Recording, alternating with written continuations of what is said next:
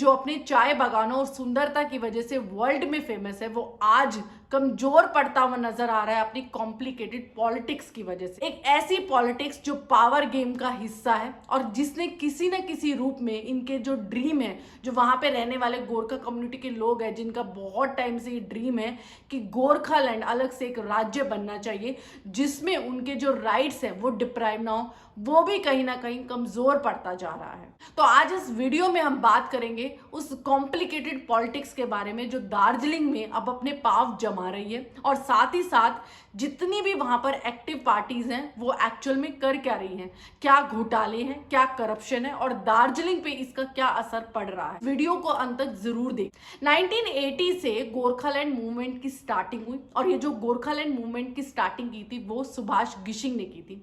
अब 1980 में उन्होंने एक पार्टी भी बनाई, गोरखा नेशनल लिबरेशन फ्रंट। 1986 से 1988 तक इस पार्टी में आंदोलन भी किया गया और ये जो आंदोलन था वो बहुत बड़े लेवल पर हिंसात्मक था, यानी यहां पर सेना की तैनाती भी और सैकड़ों लोगों ने अपनी जान भी दी। लेकिन कुछ समय के बाद ही इस पार्टी में भी करप्शन जो है वो देखा गया। फिर दोबारा से पॉलिटिक्स की नींव रखी गई और बार बार वही बायस्ड पॉलिटिक्स जो है वो सामने नजर आई। 2007 में बिमल गुरंग जो है वो पॉलिटिक्स में उतरे और उन्होंने आंदोलन को अलग रूप ही दे दिया।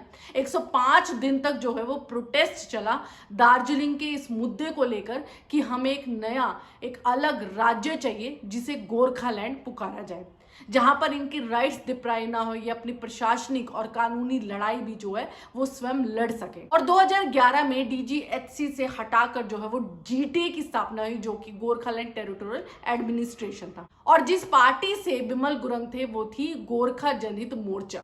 लेकिन इतने बड़े आंदोलन करने के बाद भी जब गोरखालैंड की डिमांड पूरी नहीं हो रही थी और उसके बाद धीरे धीरे इस पार्टी में भी करप्शन देखा गया, यानी वही करप्शन जो जीएनएलएफ में देखा गया था, वही करप्शन, वही बायस्ड पॉलिटिक्स, वही अवसरवाद, वही सब जो है वो रिपीट हो रहा था जीटीए में और लोगों के हाथ सिर्फ निराशा ही लग रही थी। दार्जिलिंग पॉलिटिक्स इतनी कॉम्प्लिकेटेड क्यों है और इतनी फेमस क्यों है? क्योंकि वहां पर जो है दल बदल लिए जाते हैं और उसके बाद जो है बड़ी बड़ी घोषणाएं की जाती हैं और फिर जो है दूसरी पार्टी से हाथ मिला लिया जाता है। चलिए समझते हैं वो सारी पार्टीज जो एक्टिव रही हैं दार्जिलिंग में और कहीं ना कहीं करप्शन ने उनका हाथ जो है वो थाम लिया है। सबसे पहले पार्टी आई थी जो गोरखालैंड डिमांड के ऊपर आई थी, वो थी जीएनएलएफ, जो 1980 में स्टार्ट हुई थी, लेकिन अब जो है उसकी ताकत जो है वो खत्म होती जा रही है। उसके बाद आई थी जीजेएम, जो अंडर थी बिमल गुरंग, जो कि 2017 के बाद उसमें भी गिरावट देखने को मिली। ये जीजेएम अंडर विनय तमांग, और वहां पर भी जो लोगों की प्रतिक्रिया थी वो मिली जुली थी, यानी यहाँ पर भी जो राजनीति थी वो फीकी ही पड़ रही थी। उसके बाद आती है बीजीपीएम, जो कि अनित थापा की पार्टी और अभी वो जीटीए में सत्ता बनाए हुई है। आती है हमरो पार्टी, जो कि यूथ ड्राइवन पार्टी है और उसका एक ही नारा है कि उसको पॉलिटिक्स जो है वो क्लीन रूप में चाहिए। यह टीएमसी और बीजेपी पार्टी यानी बाहरी पार्टी जिनका सिर्फ एक ही मकसद होता है कि चुनाव में वोट किस तरीके से लिए जाए। अब लोग जो है वो बहुत ज्यादा निराश हैं, लोग जो है बहुत ज्यादा दुखी हैं, क्योंकि उन्हें लगता है कि इतनी सारी पार्टीज तो एक्टिव हो जाती हैं दार्जिलिंग में, लेकिन करप्शन जो है वो इनमें कूट कूट कर भर जाता है। यानी फंड्स तो बहुत आते हैं जीटीए के पास, लेकिन फंड्स आखिर कहाँ जाते हैं? क्योंकि अगर हम ग्रामीण इलाके में देखते हैं तो अभी भी स्कूलों की हालत जो है वो खराब है, अभी भी जो इमारतें हैं वो जर्जर हालत में ही है। उसके बाद अगर हम बात करते हैं पानी की भी कमी रहती है, सड़कों की बात करें तो वो भी टूटी फूटी है, यानी विकास अगर देखते हैं तो कुछ भी नहीं है। अनएम्प्लॉयमेंट अभी भी है, टूरिज्म पर कोई भी फोकस नहीं है इन पार्टीज का। लेकिन जब चुनाव आता है तो बड़े बड़े घोषणा पत्र में गोरखालैंड जो नाम है वो जरूर दिखाई देता है, यानी गोरखालैंड दिलवाने का जो सपना इन लोगों को दिखाया गया था वो जरूर दिखता है, लेकिन सिर्फ चुनावी टाइम में।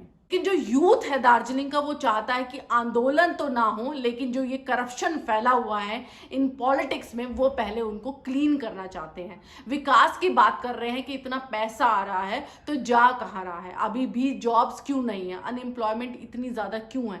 तो यूथ जो है वो लगातार क्वेश्चन कर रहा है इन पार्टीज का, और शायद इसी क्वेश्चन का ही असर है कि जो फिलहाल में मैंने वीडियो बनाई सुदान गुरंग पे कि उन पे किस तरीके से अटैक किया गया, क्योंकि उन्होंने टीचर्स स्कैम, रिक्रूटमेंट जो है उसके बारे में जो है वो बताया था। है दार्जिलिंग का वो चाहता है कि ऐसी राजनीति हो जो धोखा ना दे, जो सिर्फ विकास की ही बात करे। पर्सनली ये समझ में नहीं आता कि अगर इतनी सारी पार्टीज एक्टिव है दार्जिलिंग में, फिर भी वहां पर इतना ज्यादा करप्शन क्यों है। इतनी पार्टीज होने के बावजूद भी जो इनका ड्रीम है गोरखालैंड, वो अभी तक भी सेंट्रल गवर्नमेंट के आगे पुश क्यों नहीं किया जा रहा है। गोरखालैंड का भी मुद्दा है वो टीएमसी और बीजेपी में एज अ पिंग पोंग का गेम बन के रह गया। यानी टीएमसी गवर्नमेंट जो वो चाहती ही नहीं है कि जो गोरखालैंड है वो बने। सेंट्रल गवर्नमेंट है उसको फिर भी लग रहा है कि ये वैलिड पॉइंट है गोरखालैंड की अलग से एक राज्य या यूनियन टेरिटरी बनाना। एज पर कॉन्स्टिट्यूशन जो सेंट्रल गवर्नमेंट है वो बाइंड ही नहीं है राज्य सरकार के किसी भी डिसीजन से, तो इतनी देर क्यों लग रही है इसे अलग से यूटी और राज्य बनाने के लिए। क्यों हम यूथ को, जो दार्जिलिंग का यूथ है या वहां के जो लोग हैं, उनको निराशा ही हाथ लग रही है। सिर्फ इतनी पार्टीज के होने के बाद भी सिर्फ करप्शन ही उनके हाथ लग रहा है, उनको कोई भी विकास नहीं मिल रहा है। तो दोस्तों आपकी क्या राय। अगर आपको भी दार्जिलिंग की चिंता और उसकी कॉम्प्लिकेटेड पॉलिटिक्स में कहीं ना कहीं सुधार लाना चाहते हैं, तो इस वीडियो को जितना हो सके शेयर करें, ताकि ये उन लोगों तक पहुंच सके जहां पर गोरखाओं की वॉइस बन सके। और अगर आपको ये वीडियो अच्छी लगी हो तो इसे प्लीज लाइक करें और मेरे चैनल को सब्सक्राइब करना ना भूलें। Thank you for watching.